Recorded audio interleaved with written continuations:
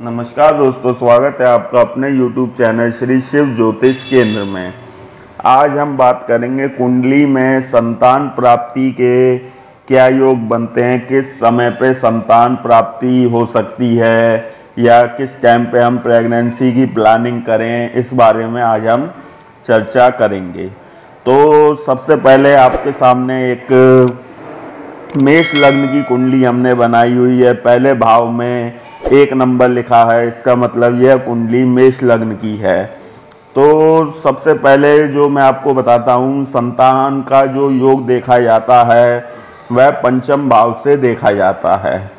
5वें घर से ही हम लग्न से 5वां घर, 1 2 3 4 5वां घर जो होता है, यहाँ से हम संतान के योग, संतान के बारे में जो भी स्टडी करते हैं वह हम पंचम भाव से करते हैं। तो मैं सबसे पहले बताता हूँ आपको कि कुछ लोगों के जैसे संतान प्राप्ति में समस्या होती है, तो सबसे जो मेन ग्रह हैं वह कौन कौन से हैं जिनके कारण संतान प्राप्ति में समस्या होती है। तो इसमें सबसे पहला जो ग्रह बताया गया है, अगर पंचम भाव में राहु बैठे हों या राहु यहाँ पर बैठे हों, क्योंकि सीधी दृष्टि डाल रहे हैं, तो यह सबसे ज़्यादा संतान प्राप्ति में दिक्कत करते हैं। पंचम भाव में राहु चाहे उच्च के ही क्यों ना हो, फिर भी दिक्कत करते हैं। ऐसे में मिसकैरेजेस होने के ज़्यादा चांसेस रहते हैं। संतान मतलब प्रेगनेंसी तो रुक जाती है, लेकिन मिसकैरेज हो जाते हैं, समझ रहे हैं, तो इसके चांसेस अधिक रहते हैं। इसके अलावा मंगल जो होते हैं वह भी बाधक बताए गए हैं। सपोज करो अगर पंचम भाव में राहु और मंगल की युति हो रही है, या फिर 11वें भाव में राहु और मंगल की युति हो रही हो, या राहु यहाँ पे बैठे हों और मंगल अपनी दृष्टि डाल रहे हों, उस कंडीशन में संतान जो होगी वह मरी हुई होने के चांसेस अधिक रहते हैं। मृत संतान होने के चांसेस अधिक रहते हैं। इसके अलावा अगर अकेले मंगल यहाँ पे बैठे हों तो भी संतान जो होती है वह डिले होने के चांसेस अधिक रहते हैं। इसके अलावा अगर सप्तम भाव का स्वामी और राहु या शनि के साथ युति कर रहे हो, जैसे यहाँ पे सप्तमेश शुक्र होंगे, अगर शुक्र और राहु की युति हो, किसी भी भाव में हो, राहु या शुक्र की युति हो या शुक्र और शनि की युति हो, सप्तमेश अगर राहु या शनि के साथ युति करे तो ऐसे में नपुंसक योग बनता है और उसमें भी संतान प्राप्ति में समस्या होने के चांसेस अधिक रहते हैं। इसके अलावा शनि अगर पंचम भाव पर दृष्टि डाल रहा हो या पंचम भाव में बैठे हों तो संतान प्राप्ति में बहुत डिले होता है। संतान तो हो जाती है, लेकिन बहुत ही प्रयासों के बाद तब संतान की प्राप्ति होती है। बहुत ज़्यादा डिले होता है, लगभग 32 से 35 एज तक उम्र में संतान प्राप्ति के चांसेस रहते हैं। इसके अलावा अगर यहाँ पे पंचमेश पीड़ित हो, जैसे सूर्य और राहु की युति हो रही हो, पंचमेश सूर्य है और राहु के साथ युति कर रहे हों, ऐसे में भी संतान प्राप्ति में समस्या के चांसेस अधिक रहते हैं। इसके अलावा अगर पंचमेश नीच का हो और नीच भंग नहीं हो रहा हो, सपोज करो पंचम भाव का स्वामी सूर्य जो है यहाँ पे नीच के होते हैं, समझ रहे हैं, और नीच भंग नहीं हो रहा है, तो ऐसे में भी संतान प्राप्ति में समस्या जो है आ सकती है। इसके अलावा अगर गुरु नीच के हों तो भी संतान प्राप्ति में समस्या आती है और नीच भंग नहीं हो रहा है। सपोज करो गुरु जो होते हैं मकर राशि में नीच के होते हैं, अगर गुरु नीच के हैं, क्योंकि संतान के जो कारक हैं वह मतलब संतान प्रदान करने की जो वो हैं कारक हैं वह गुरु होते हैं, अगर गुरु नीच के हों तब भी संतान प्राप्ति में समस्या आती है। अब मैं आपको बताता हूँ, इतना आपको समझ में आ गया, अब मैं आपको बताता हूँ कि संतान प्राप्ति के योग मेष लग्न की कुंडली में कैसे देखे जाते हैं। तो सबसे पहला जो नियम होता है वह ये होता है कि गुरु की महादशा अंतर्दशा में संतान प्राप्ति के योग बनते हैं। गुरु बृहस्पति की महादशा हो या अंतर्दशा हो,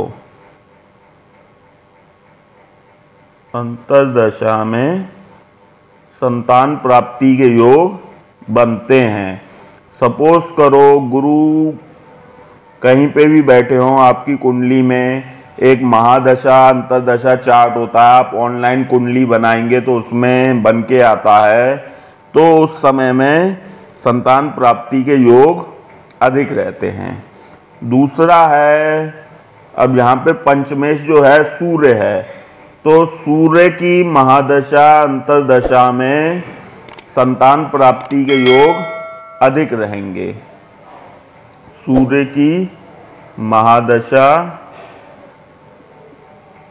अंतर्दशा में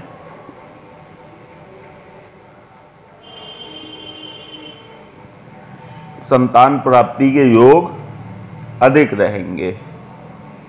सपोज करो सूर्य यहाँ पे ही बैठे हुए हैं, समझ रहे हो, तो ऐसे में कोई कहीं पे भी बैठे हो आपकी कुंडली में सूर्य, उनकी अंतर्दशा महादशा में संतान प्राप्ति के योग अधिक रहेंगे। तीसरा नियम ये होता है, गोचर को देखा जाता है। गोचर में जब गुरु पंचम भाव को देखेंगे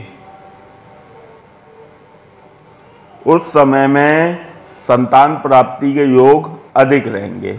फॉर एग्जाम्पल अभी ये 2023 चल रही है, इसमें गुरु जो आए हैं अभी तक मीन राशि में थे, अब मेष राशि में आ गए हैं गोचर में।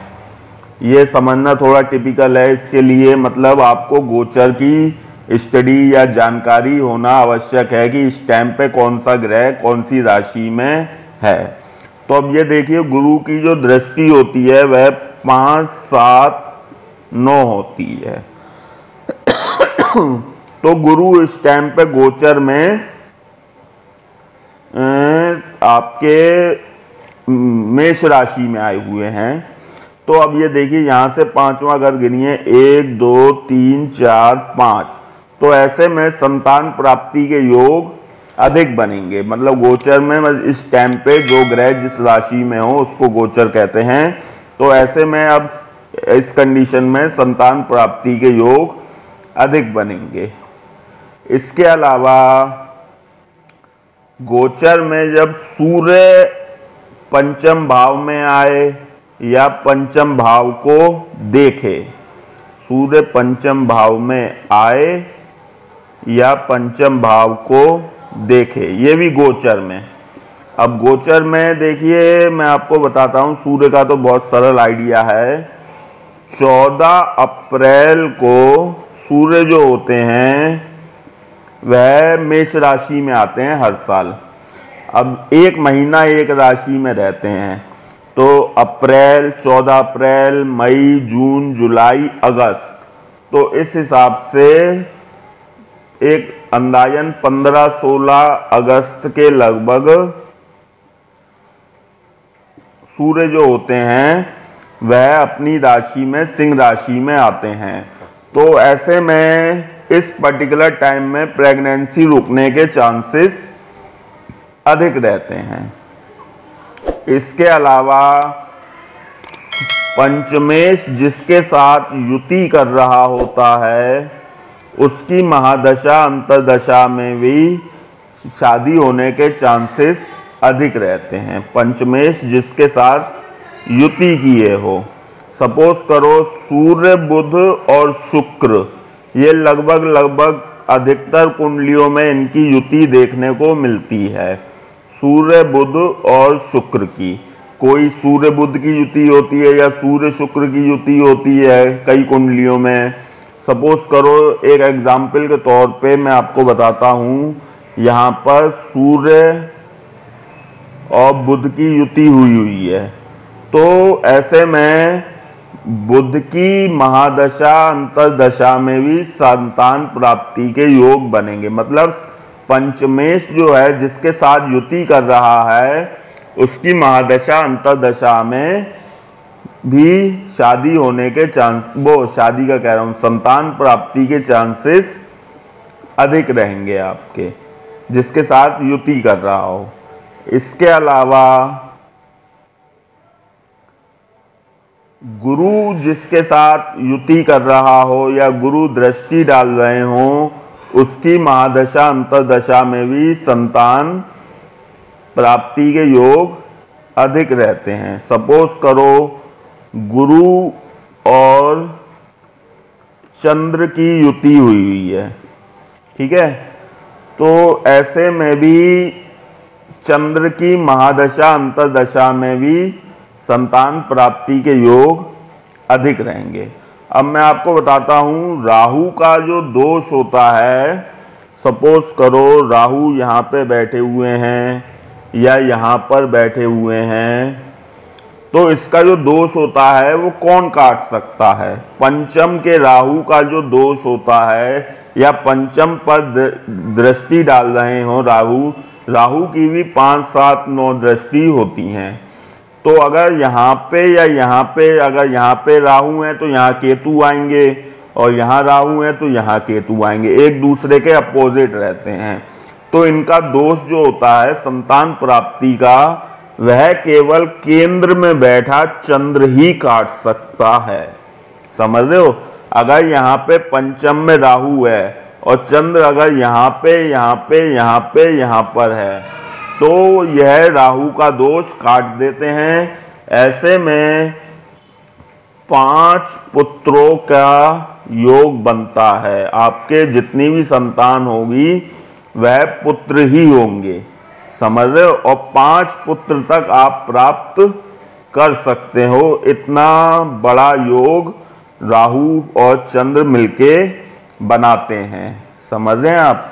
यह पंच पांडव योग कहा जाता है, पंच पांडव योग। इसमें 5 पुत्रों के प्राप्ति होने के चांसेस भी अधिक रहते हैं। अच्छा, इसके अलावा संतान प्राप्ति के जो योग होते हैं वह यह भी होते हैं कि पंचम भाव पर किसी शुभ ग्रह की दृष्टि पड़ रही हो या मित्र ग्रह की दृष्टि पड़ रही हो, उसकी महादशा अंतरदशा में भी शादी होने के चांसेस अधिक, वो संतान प्राप्ति के चांसेस अधिक रहेंगे।